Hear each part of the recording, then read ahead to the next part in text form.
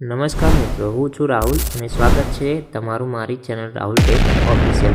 મિત્રો, જો તમારી પાસે પાન કાર્ડ છે તો આ વિડીયો તમારા માટે ખૂબ જ મહત્વનો છે, કારણ કે સરકાર દ્વારા પાન અને આધાર લિંક કરવાની છેલ્લી તારીખ નજીક આવી રહી છે. જો તમે ભૂલ કરી તો ₹1000નો દંડ તો થશે જ, પણ સાથે સાથે તમારું પાન કાર્ડ રદ્દી સમાન બની જશે. ચાલો જાણીએ આખી પ્રોસેસ. પહેલાં એ સમજી લો કે જો પાન કાર્ડ નિષ્ક્રિય ઇનએક્ટિવ થઈ જશે તો શું થશે. તમે ઇન્કમ ટેક્સ રિટર્ન નહીં ભરી શકો, નવું બેંક ખાતું નહીં ખોલાવી શકો અને શેરબજાર કે મ્યુચ્યુઅલ ફંડમાં રોકાણ પણ અટકી જશે. આ માટે સરકારની ડેડલાઇન 31 ડિસેમ્બર 2025, એટલે કે પાન કાર્ડને આધાર કાર્ડ સાથે લિંક કરવાની છેલ્લી તારીખ છે 31 ડિસેમ્બર 2025. ચાલો હવે જોઈએ સ્ટેપ બાય સ્ટેપ પ્રોસેસ.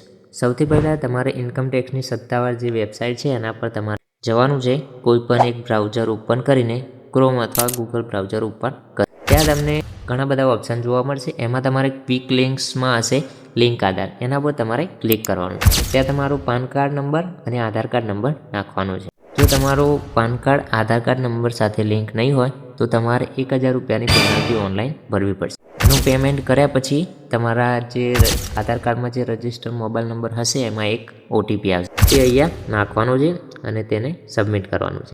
બસ 2 થી 5 મિનિટમાં તમારું કામ થઈ જશે. જો તમને ખબર નથી કે તમારું પાન કાર્ડ આધાર કાર્ડ સાથે લિંક છે કે નહીં, તો તમારે એ જ વેબસાઇટમાં જઈને લિંક આધાર સ્ટેટસ ઉપર ક્લિક કરવાનું છે. ત્યાં તમારું આધાર કાર્ડ નંબર અને પાન કાર્ડ નાખ, તમને મેસેજ મળી જશે your PAN is already link. જો તમારું પાન કાર્ડ આધાર કાર્ડ સાથે લિંક હશે તો આવો તમને મેસેજ મળશે. તો મિત્રો, છેલ્લી ઘડીની ઉતાવળ કરવા કરતાં આજે જ આ કામ પતાવી દો. જો તમને આ માહિતી ગમી હોય તો વિડીયોને એક લાઇક કરજો અને તમારા મિત્રો પરિવાર સાથે શેર ચોક્કસ કરજો, જેથી તેઓ દંડથી બચી શકે. આવી ટેક અને સરકારી યોજનાઓની માહિતી માટે રાહુલ ટેક ઓફિશિયલ ચેનલને સબસ્ક્રાઇબ કરવાનું ભૂલતા નહીં.